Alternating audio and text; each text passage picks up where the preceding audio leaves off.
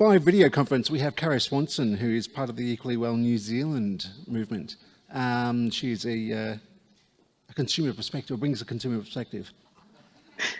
Awesome. Maybe she can. I Great. will share my screen. Sorry, I got shaky hands.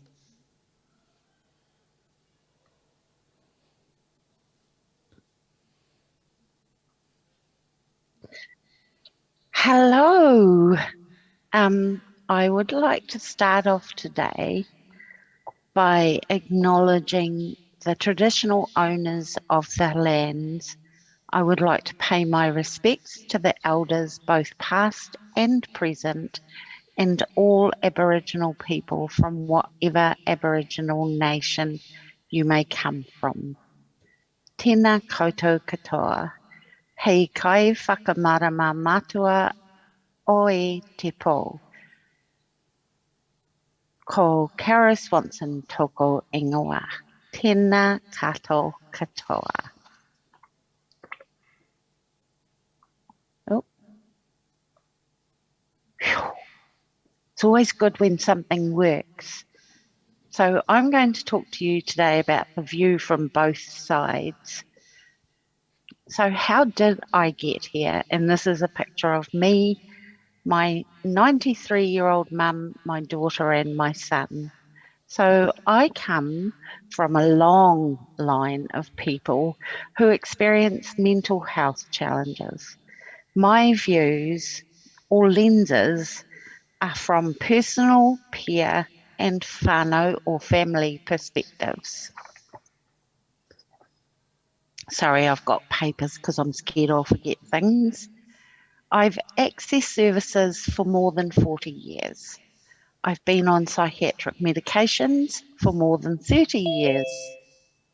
I know I look so young, don't I? And I've worked in mental health services and lived experience roles for more than 20 years. A lot of what I'm going to talk about today is from my own experience, but reflects many other common experiences. And they're kind of a little bit random, but they were things that I thought you might find interesting and things that I felt were important to know. So we're going to start with my children's favourite picture of me. And you'll, oops, eek. There, isn't that gorgeous? It's actually become one of my favourites as well. But this is what you look like when you've been through a 7-hour operation, had people fossicking around in your chest, take your heart out for a bit, replace a bit of the plumbing for bits of plumbing. And this was 3 hours after I woke up from a quadruple bypass. On March 23rd, 2018, so 4 years ago, in the middle of a meeting actually in Wellington. And you know what? I could have been really dramatic, but I completely missed the opportunity because I just suddenly felt incredibly unwell. And it turns out that I was having a heart attack. On March 29th, I had a quadruple bypass and my life started again, really. I too love this picture. It reminds me of how incredibly lucky I am and beautiful, obviously. I think I might put that on my dating profile. That should hook some interesting people. But how incredibly lucky I am, and how so many of us take the privilege of aging for granted. Because for me, that nearly didn't happen. And for many people, it doesn't happen. One of the first things I noted is how different having something like that is from when you might have, a spell in hospital with a mental health challenge. After the drama, I reflected a lot on this and how different that experience was. The difference between a physical crisis and the experience of a mental health crisis.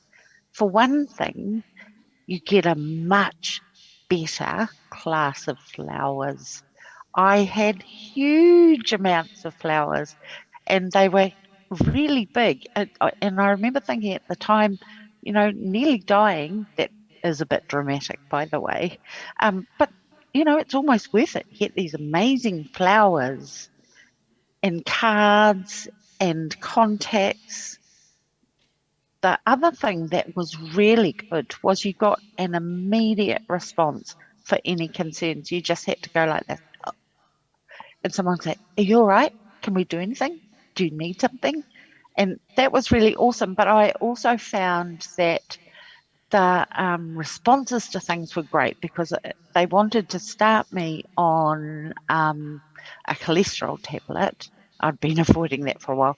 As it turns out, probably not the best choice I've ever made. Um, but I was really worried about taking one because I'd heard that sometimes they can create depression and stuff like, and I just didn't want to go through that. So the pharmacist came and talked through with me the differences between different ones so that we could choose one that was least likely to impact on my mental health. I had loads of visitors, and there's been times when I've been in respite or not for a long time now, but a hospital when you, you you just don't get visitors, and I'm not sure what that's about really. One of the best things that I found was that you have visible wounds. Now that sounds really weird, I know, but it was something that everybody could look at or comment on or notice or, go, "Oh, darling, you're so brave." And actually, I wasn't brave at all, really. I just lay back and took it. But that was so much easier than the awkwardness sometimes of saying, how are you? And those sorts of things. Every progress was validated. So everything I did was like, a major, I'd won, a major race. Not that I've run for a long time, but I remember how it feels. And so, every little step that you make towards recovery is really validated and really celebrated. And I felt like I was loved towards healing. Weirdly, it was a positive experience. I mean, it's not one I'd want to do again, and there were lots of bits that were awful and hard about it, but it was in general a positive experience, and it was so easy. So that was the difference in the response to it. But what had happened before that was overshadowing. And in the 18 months previously, I had been under mental health services for severe depression. But was it that? I was a short, fat, aging diabetic woman. And to be fair, I'm still all those things. On psych medications, who smoked a pack a day. No red flags there. It probably was a lot to do with heart disease, but here's the kicker. It felt exactly like my past experiences of mental health challenges. I was fooled as well. It reminded me actually of how physical mental health challenges can feel and how much physical pain comes with them. Our bodies mirror our mind's pain, and probably vice versa, how each time of vulnerability echoes through all aspects of our lives.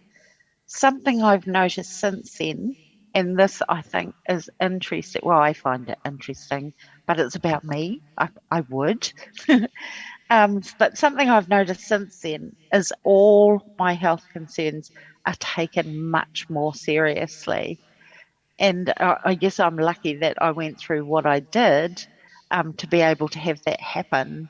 But it's like you get a certain validation for all of it, your mental health and your physical health after that.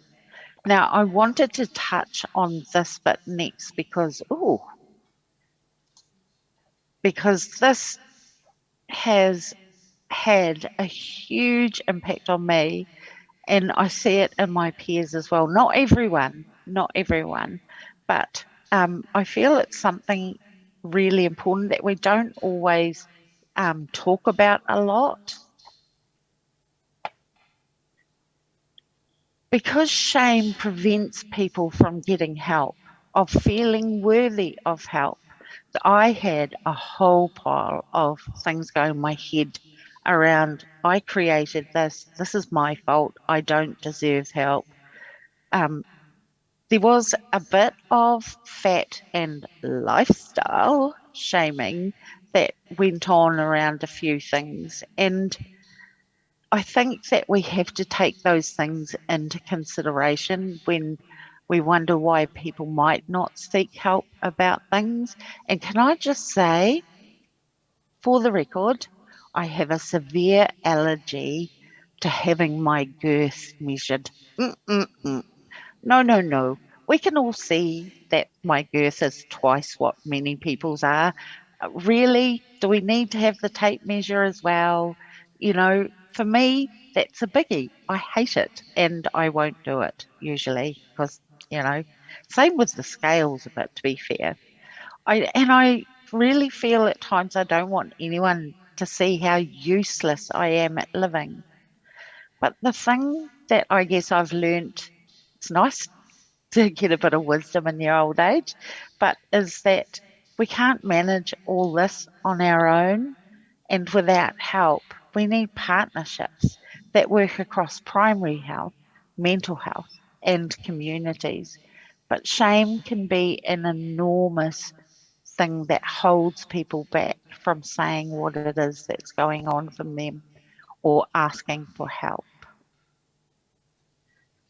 And that also, the thing I really noticed from that experience was how siloed everything was and how hard it was to get from one to the other, even though all those things are going on at once because my mental health was a bit shaken up by all this, to be fair, although it was really hard to tell what was kind of a normal reaction and what was a mental health thing. But I was absolutely terrified of experiencing a mental health challenge while I was going through all this and trying to manage all this. I was terrified of that.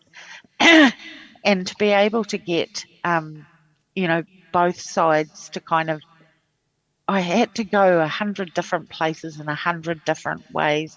So silos work for grain, but for people, not so much.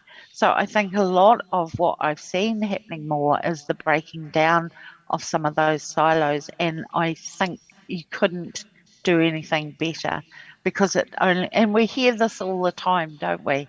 It only takes one bit of your life to get out of whack and it affects all the others. But that's not how we work. We look at what we're looking for and maybe we just need to be a little more joined up about that. I'm like a newsreader. Well, an old school newsreader. These days you'd have teleprompters, and I'd be going.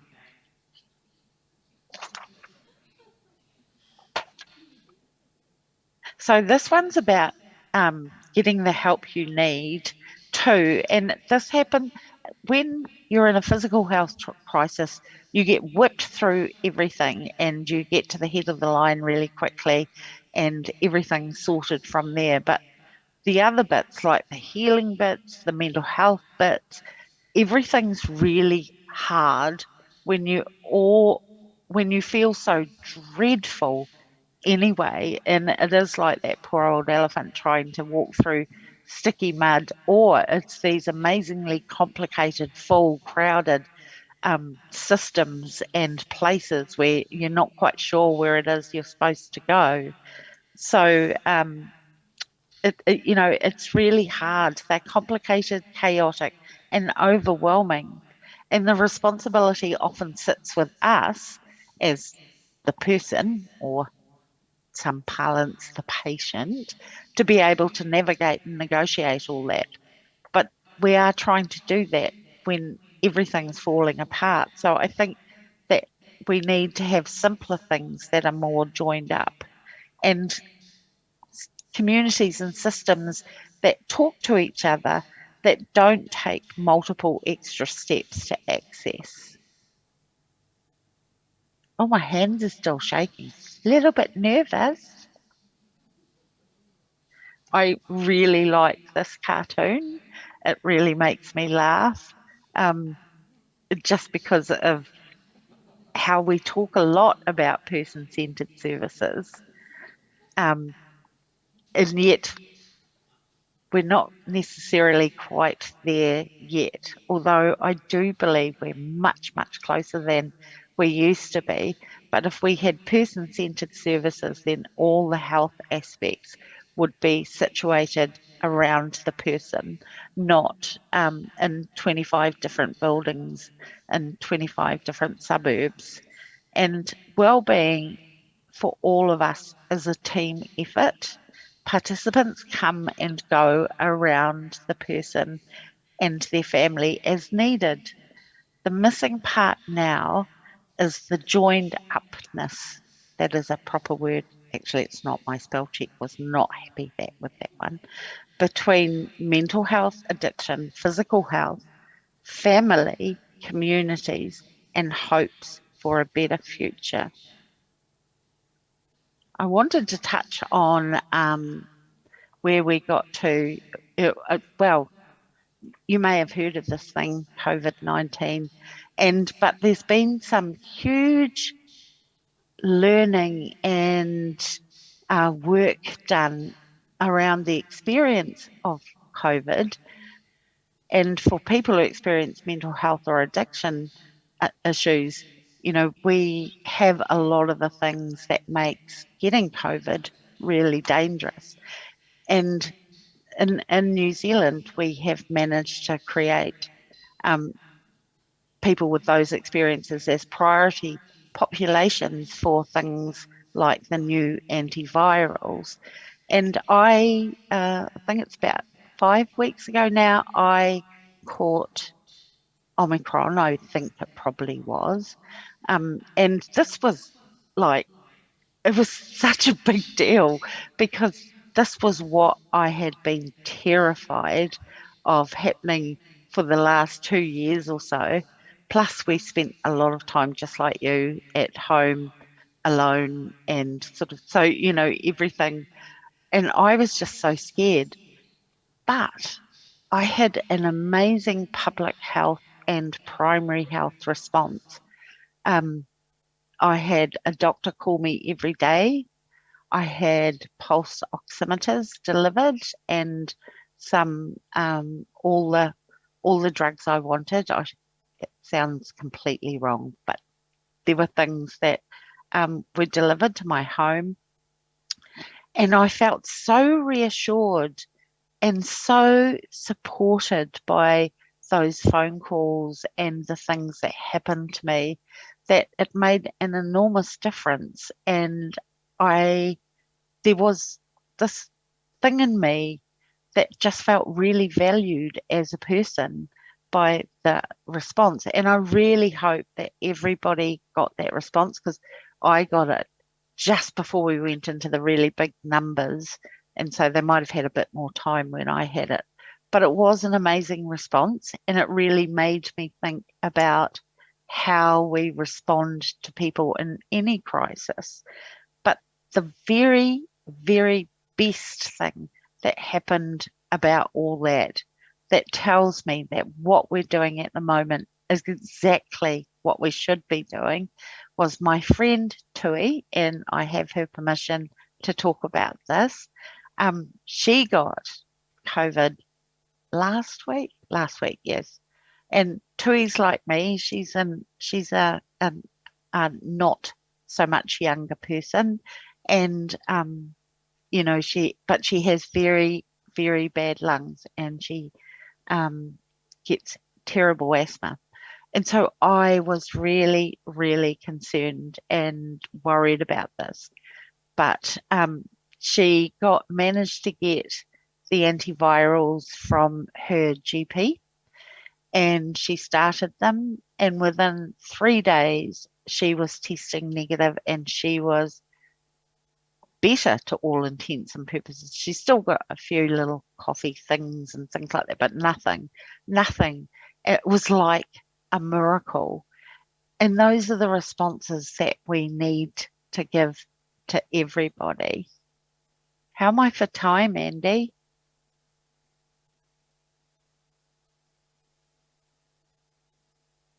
I was going to take you through this, but I think I've probably taken up enough of your time. This was just a perspective thing.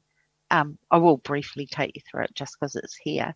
But this is, if you look at this life, this is people we all see, um, every day or a lot. Oh, I've got a halo. That's amazing.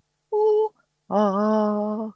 Right, sorry, distracted by something glittery. So here's a different life. And as you can see, this one is full of, or someone said it's a bit of a rainbow and unicorn life. And maybe it is. It certainly looks this way. But the whole point of it is they're the same life. It's actually my life. And this is how we should see people. We should see them in their wholeness and their needs in that wholeness. And I think the thing that really struck me with this, I actually developed this first to talk about strengths based and how it was about not ignoring the dark, because the dark creates the light. So, are we looking at people? Are we seeing people in their glorious wholeness and the whole thing? And that's how we need to treat people, yeah, within the health sector. And I just really like this because it reminded me that so often, and I'm as guilty of this as anyone, that we look for what we're looking for and that's all we see. So if we're looking for symptoms, that's what we see, but we miss all this other stuff. So, just a bit of a challenge there. And honestly, do this for yourselves. It creates a whole different perspective of valuing all the tough stuff you've gone through. So lastly, I wanted to say thank you. We are each integrated in our own ways to be uniquely ourselves. And this is all different parts of my life all together. By the way, I've got a bit fatter since I was doing that dance thing, but that's COVID for you. Um, I'm so grateful to still be here, watching and being part of creating a different future. Thank you. Thank you so, so much for the roles that you play in our lives and for your dedication towards better lives together. Thank you.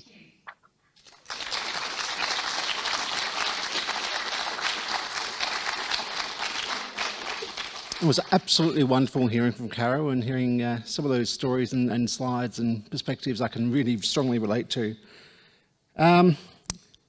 Just like to share that Caro is actually an honorary member of the Royal Australian New Zealand College of Psychiatry and is only one of two honorary members.